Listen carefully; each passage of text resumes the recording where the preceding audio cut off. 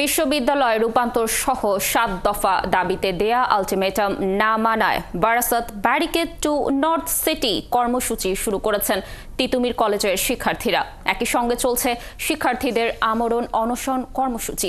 পূর্ব ঘোষিত কর্মসূচি অনুযায়ী শনিবার বিকেল ৪টার কিছু পরেই আন্দোলনরত শিক্ষার্থীরা কলেজ ক্যাম্পাস থেকে বের হয়ে সড়কে অবস্থান নেন।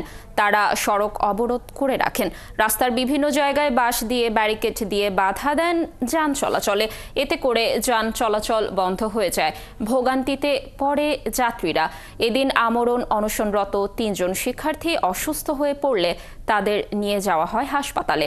এর আগে শুক্রবার রাতে এক সংবাদ সম্মেলনে অনির্দিষ্টকালের জন্য Barasat barricade two north city কর্মসূচির ঘোষণা দেয় শিক্ষার্থীরা। সড়ক ও রেলপথও এর অন্তর্ভুক্ত থাকবে।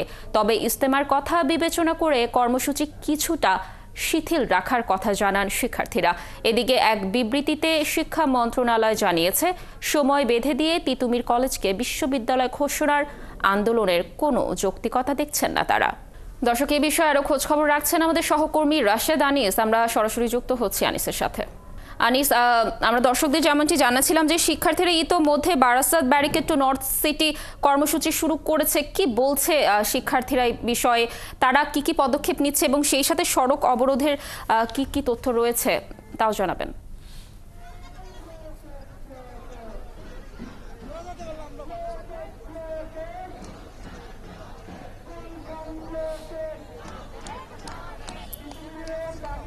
লাবণী, আমি এখন ঠিক যেখানে আছি দেখতে পাচ্ছেন যে একটি প্রতিবাদ মিছিল হচ্ছে, বিক্ষোভ মিছিল যেটিকে বলা হয়। আপনারা জানেন যে পূর্ব ঘোষণা অনুযায়ী গতকাল রাত 11টায় কিন্তু তারা জানিয়েছিলেন তিতুমির কলেজের শিক্ষার্থীরা তারা তাদের বিশ্ববিদ্যালয়কে রাষ্ট্রীয়ভাবে স্বীকৃতি না দিলে তারা ব্লকেট কর্মসূচি করবেন এবং পাশাপাশি পুরো উত্তর সিটি অচল করে দিবেন বলে তারা বলেছিলেন। তারা Barasat barricade two north city কর্মসূচি করবেন বলেছিলেন। আমরা দেখেছি যে বিকেল 4টা পর্যন্ত তাদেরকে সরকারের প্রতিনিধি দল থেকে কোনো তথ্য আসে কিনা বিশ্ববিদ্যালয় সম্পর্কিত তার জন্য আসলে অপেক্ষা করেছেন এবং তারপর মুহূর্ত থেকে কিন্তু যখন তারা দেখলেন যে কেউ তাদের সাথে যোগাযোগ করেননি এবং শিক্ষা মন্ত্রণালয় থেকে একটি বিবৃতি দেওয়া হয়েছে যে স্বতন্ত্র বিশ্ববিদ্যালয় আলাদা বিশ্ববিদ্যালয় হিসেবে তিতুমির কলেজকে স্বীকৃতি দেয়া আর তারা সময় চেয়েছেন এবং এখন কোনো যৌক্তিকতা নেই, এই কথাটা যখন বলেছেন সেই বিবৃতি বিষয়টি আসলে শিক্ষার্থীরা অবগত আছেন এবং তারা বলছেন যে তারা ঠিক 4:30টার দিকে তারা তিতুমির কলেজের যে সামনের যে সড়ক রয়েছে সেটি অবরোধ করে দিয়েছেন এবং এখন গেল 1 ঘন্টা যাবতীয় কিন্তু তারা মহাখালী তিতুমির কলেজের সামনে থেকে মহাখালী রেলপথ হয়ে তাদের প্রতিবাদ যে মিছিল সেই মিছিলটি করছেন। ব্লকেট কর্মসূচি কি হবে সেটি আসলে তারা যখন তিতুমির কলেজের সামনে আবার অবস্থান নেবেন তখন কিন্তু জানা যাবে। আমরা 2-1 জনের সাথে কথা বলার চেষ্টা করব।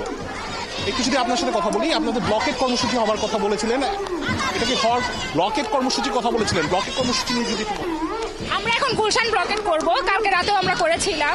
আসলে হচ্ছে আমাদের এই কর্মসূচিটা পালনের মেন উদ্দেশ্য হচ্ছে আমাদের যে অনশনরত অবস্থায় ভাইয়েরা রয়েছে এখন পর্যন্ত সরকারের টনক নড়েনি। আমরা এই যে রাস্তায় নেমে এসেছি, আমাদের ভাইদের পাশে দাঁড়িয়েছি। এই যে আজকে 72 ঘন্টা চলছে, এর মধ্যে চাইলেই একটা মানুষের জীবন চলে যেতে পারতো। আজকে কয়েকটা দিন যাবত তারা না খেয়ে এই যে রাস্তায় পড়ে আছে শুধুমাত্র একটা যৌক্তিক দাবির জন্য।